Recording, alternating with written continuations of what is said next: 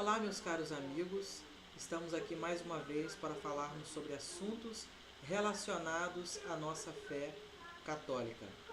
E hoje vou falar para vocês sobre um assunto muito polêmico também, que é debatido nas escolas, nas universidades, sobre as inquisições ibéricas, principalmente a Inquisição Espanhola, que é tida como a pior de todas as inquisições. Bem, essas inquisições aconteceram já no período da Idade Moderna, portanto já não foi mais na Idade Média, e foram inquisições centralizadas. Primeira coisa que a gente tem que analisar é isso. Essas inquisições ibéricas, diferente das inquisições medievais que eram descentralizadas, que só surgiam quando havia algum caso de heresia ou coisa parecida, já na Idade Moderna, e principalmente essas inquisições ibéricas, Portugal e Espanha, eram inquisições centralizadas. Ou seja, eram inquisições que ficavam debaixo do controle da monarquia, do rei. A maior parte dos julgamentos vinha da monarquia, era o rei que decidia. Então, foram inquisições muito mais de cunho político em favor das coroas ibéricas, Portugal e Espanha, do que propriamente algo religioso eclesiástico. Então foram inquisições que ficaram subjugadas sob o poder dos reis de Portugal e Espanha, que usaram da Inquisição para obter favores e lucros para as coroas ibéricas. Bem, a Inquisição Espanhola, ela começa primeiro do que a Inquisição Portuguesa, essas inquisições modernas que nós estamos falando. Ela surge por volta de 1478, quando o rei Fernando II de Aragão, ele pressiona o Papa em Roma, o Papa Sisto IV, para ser instalado um tribunal da Santa Inquisição na Espanha. Porque naquela época a Espanha ela estava se unificando, a Espanha ela se unificou com o casamento dos reis católicos, Fernando de Aragão, herdeiro do trono de Aragão, e Isabel, herdeira do trono de Castela. Com o casamento dos dois, em 1469, marcou o fechamento de séculos de divisões que haviam dentro da Espanha. E assim a Espanha consegue se unificar. Depois, mais tarde, em 1492, expulsa os mouros do território espanhol com a última queda de Granada e assim por diante. Só que, infelizmente, nessa Espanha haviam diferentes religiões, por exemplo, os muçulmanos, havia uma presença muito forte dos judeus e os reis católicos, a religião católica era uma forma de unificação daquela nação. Então, uma outra religião era vista como algo que podia atrapalhar essa unificação, porque a religião era uma forma de unir esses povos, que todos eles, a maior parte, era católica. Então, as outras religiões foram vistas como algo perigoso. Então, começou a ter um preconceito com essas outras religiões. Antes, havia-se até uma tolerância. Mas, a partir daí, começou a haver essa intolerância religiosa por parte da monarquia. Então, os judeus e os muçulmanos foram convidados a se retirarem da Espanha, ou então se convertiam à fé católica, tornavam-se católicos e continuavam no país perfeitamente. E muitos resolveram tornar-se católicos, até receberam batismo. Inclusive, é bom ressaltar aqui uma coisa muito importante: a igreja sempre proibiu o batismo forçado de pessoas. Para se batizar tinha que ser de livre e espontânea vontade, principalmente nesse caso. E muitos, aparentemente, receberam o batismo. Tanto aconteceu isso em Portugal, na Espanha, como também aconteceu isso em Portugal.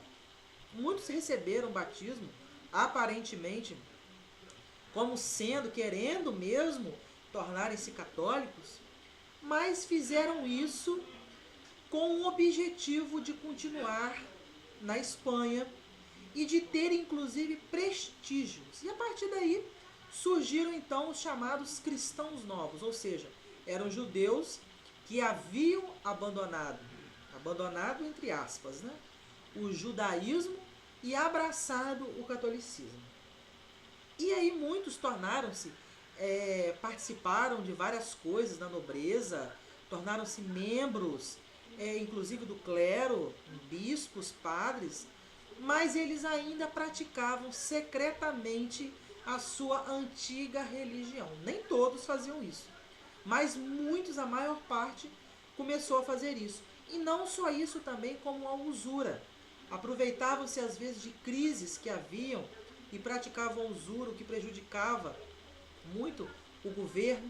Então, a partir daí, tornou-se uma rixa muito forte com os cristãos novos. E por causa disso, por causa desse problema que estava acontecendo na Espanha, o rei Fernando de Aragão, não, muito mais por parte do rei, não muito por parte da rainha Isabel, que Isabel era uma mulher mais santa, mais virtuosa, mas sim de Fernando II de Aragão, que pressionou o Papa Sisto IV, inclusive ameaçou o Papa de não lhe dar mais proteção militar na Itália, um período em que a Itália atravessava grandes guerras com a invasão dos turcos querendo ameaçar. Então a igreja contava com o apoio militar desses reinos católicos. E o rei Fernando II de Aragão ameaçou negar apoio militar à Santa Sé. E também outros cardeais, inclusive espanhóis, que existiam ali no Vaticano, pressionaram o Papa e, contra a vontade do Papa Sisto IV, ele aprovou em 1478 a criação de um tribunal da Inquisição na Espanha. Neste período de 1478 até 1530, foi o período em que a Inquisição na Espanha teve maior atuação. Inclusive tem um grande historiador, Dr. Henry Kamen, ele é um historiador da Inglaterra, ele estudou a fundo sobre a Inquisição Espanhola com base nos documentos primários da época, porque todos os processos inquisitoriais da Inquisição Espanhola foram anotados, estão registrados e arquivados em universidades, em bibliotecas como a de Salamanca, na Espanha. Eles sentaram, estudaram e analisaram, e eles viram que esse período, de 1478 a 1530, foi um período mais forte. Foi um período em que houve aproximadamente de 1.500 a 2.000 mortes. E a maior parte dos casos era por causa dessa questão dos cristãos novos.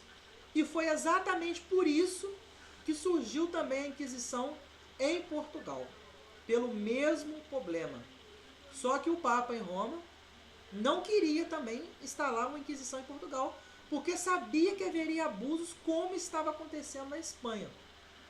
Inclusive, já no final do século XV, já foi solicitado à Santa Sé que a necessidade da criação de um tribunal da Inquisição em Portugal, mas o Papa não aderiu. E somente em 1536, depois de muitos anos de pressão dos reis sobre o Papa, contra a vontade do Papa, que na época era o Papa Paulo III, ele instalou a criação de um tribunal da Inquisição em Portugal, que também ficou subjugado sob o poder dos reis, dos monarcas, que usaram da Inquisição a seu favor, não com cunho religioso eclesiástico, mas sim político, para resolver essa questão dos cristãos novos no território ibérico. E assim foi criada a Inquisição, na Espanha e em Portugal. Ao longo dos séculos, a Inquisição nesses territórios, ela foi pouco a pouco perdendo o seu prestígio. Ela teve uma maior atuação nesse final do século XV na Espanha, por causa dos cristãos novos. Depois, no século XVI, com a entrada dos protestantes na Espanha e também em Portugal. E depois, no século XVIII, com a questão dos iluministas, mas no século XVIII a Inquisição no território ibérico já tinha perdido o seu prestígio e ela foi pouco a pouco acabando e sendo eliminada aos poucos.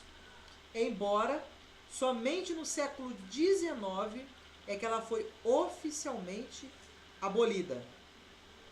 Em 1834 ela é abolida na Espanha e em 1821 ela é abolida em Portugal.